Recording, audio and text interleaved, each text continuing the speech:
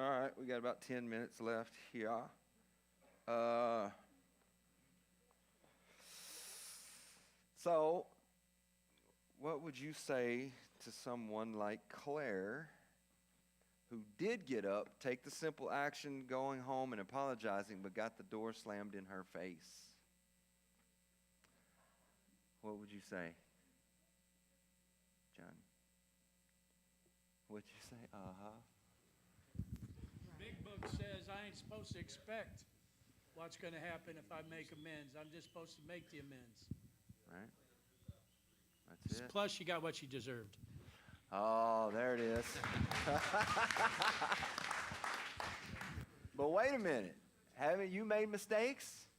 And yeah, well, but would you not learn to have more grace? I do have grace. Yeah. So she got what she deserved? Huh? I let her get her foot out of the door. All right, what'd you have? Go ahead. Yeah. As much as I'd like to agree with Jerry there, grace and all that, forgiveness, that's part of this recovery thing, and keep trying, I guess. Yeah. Don't give the weekend to that dude. He's a nerd, but He seems nice enough. Yeah. Hey, don't no woman want you cooking breakfast in bed, bro. right. And that was what was that, a biscuit? Like, come on, dude. There's some bacon and As eggs. soon as you do that, she says, "This is a mistake." Yeah. It was right I'm when just she saying, bro. right when she flinched when he got I'm the just kidding. kiss to wake up. That was over with. No, Please give her a I'm just 5. kidding. Well, I'm just kidding, by the way. Okay. Don't burn me at the stake. I know. I already know, bro.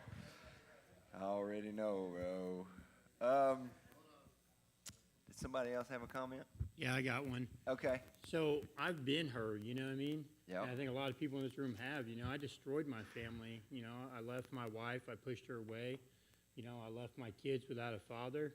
And when I started working this program, man, I come back, and I try to set things right. And, man, I'm still making amends today to my in-laws. They remind me every day how much of a piece of dirtbag I was to their daughter, And it is a slam in the face. Sometimes they slam that door in your face, but I remember the awakening of what's right and what's wrong, and I remember the honesty about my situation. And I continue, and luckily I have this program of action through the 12 steps that leads me on how to receive that shut door and how to keep pushing forward, And I'm a firm believer in God, and I know that He'll make things right, and it wouldn't be on my heart to set it right if He didn't have a plan for it to be in motion. But I've had that door shut on my face, A lot of us have.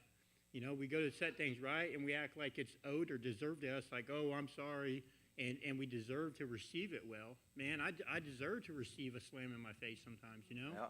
And, I've been clean a couple years now, but there's still things me and my wife work through because of my actions in the past, And sometimes it's that slammed door 2 years later, 2 years clean or whatever, But she's been dealing with my BS for over 10 years off and on, And now I'm glad I got a program of action to help me through this. But when that door slams in my face, I remember the honesty, the awakening of what's right and what's wrong, and the honesty of my situation. And sometimes the action shut down, but I continue to go forward. But that's all I got. Yeah, it's a good reminder of how you don't want to feel anymore when you get the door slammed in your face. But it could also be discouraging to where I don't want that to happen again. So I'm not gonna go make any more amends. You can't let that happen, because like Jerry said, the big book doesn't say they're all gonna go well. It just says you got to take the lead and freaking do it. And it doesn't matter how the other person receives it. You're just cleaning your side of the street. Yeah. So they talked about the people who are asleep are in the most need to wake up, but they are the least likely to know it. So we need others to help us wake up. How are you at hearing what others have to say, even if it contradicts your view of reality? Okay. How are you at hearing what others have to say, even if it contradicts your view of reality. Like if somebody tells you something trying to help you wake up, how are you good at receiving that message? Accountability, I guess. Yeah, I suck at that. Yeah. I know. You know, because it was, that whole alarm was going off like since Christmas, you know, last year until I came here, you know, every other week. And until finally, like the last straw hit, and I finally woke up and, you know, went to detox and came here. Yeah. So, yeah. But it's tough. It's definitely tough to do, you know, pride and ego and all that Oh, get in yeah. the way, for sure. I was always right. You know, I knew everything. And it's still sometimes to this day, if somebody tries to tell me something, I'm like, in my mind, I'm like, dude, I freaking know, man. Don't, you know what I'm saying? But then I'm like, hold on, man. They're just trying to help me out. I need to back off. So, need to listen, you know. It's hard, man, because, yeah, we think we know everything. Or at least I did. What is it? Go ahead, Cricket.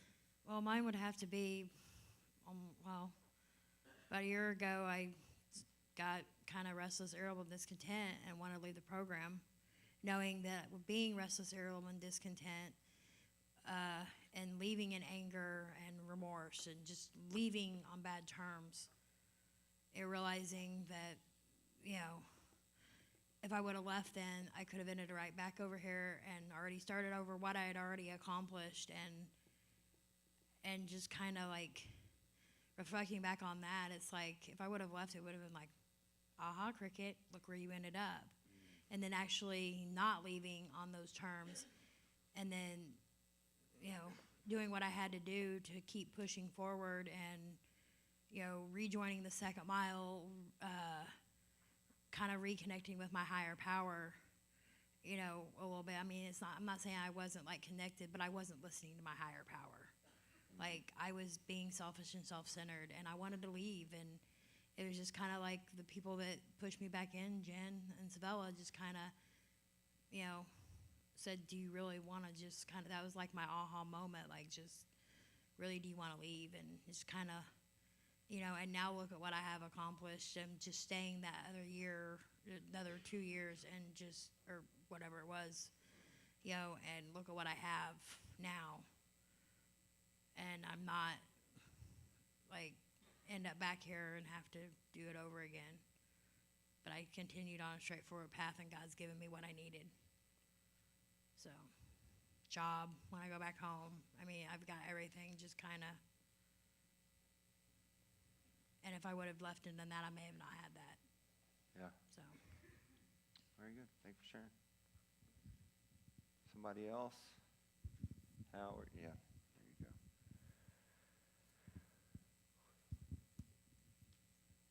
Man, I used to be one of those people that you couldn't tell me nothing. Yeah. Like everything was right. The way I live my life, the way I do things, how I decide to do things, it's got to be the right way, because only I know me, only I know what's best for me, because nobody knows what's going on in my head. Recently, God's definitely woke me up on the whole level of when somebody brings something to my attention, they're not necessarily doing it maliciously. Right. They're doing it for a reason. They obviously care, because if they didn't care, they just wouldn't bring it up at all. Yep. And so, like, instead of asking yourself, well, why are they telling me that? Man, what truth do they have that I'm not seeing? Because a lot of times we get so wrapped up, I feel like in my life, I know I get wrapped up so much in everything I got going on, I don't see my wrongs. And so everybody around from the outside in, it's probably easier for them to see it than I do.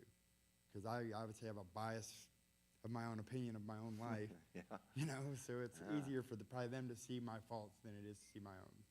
And so sometimes I just stop and ask myself, what are they seeing that I'm not? Yeah. And then I pray, and normally they're always right, and I'm normally always wrong, so it always works out better. Just take that time to listen and take yourself out of your shoes and think of where they're coming from. So. And I think, like you said, a lot of times we take it the wrong way. Oh, they're picking on me, or they're attacking me, or a lot of times that comes from an unhealed past. We feel like when somebody holds us accountable, we feel like we're being attacked because we're carrying around all this crap from all these years in the past. And so everything feels like an attack. So somebody tries to hold me accountable. Oh, they're just picking on me, and then I get mad, and then I just don't listen, you know. Did somebody, you had one over here? Did you? Run to you? Yeah.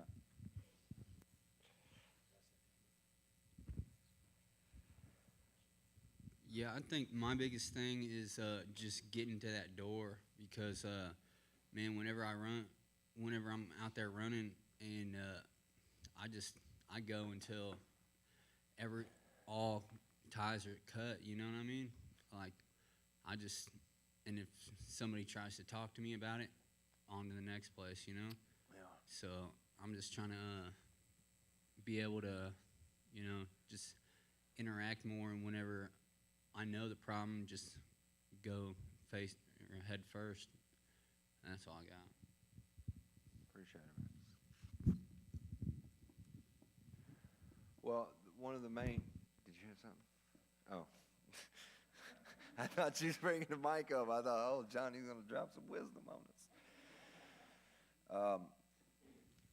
The most obvious thing I can think of right now is the awakening for a lot of us is when we wind up in jail or come to core.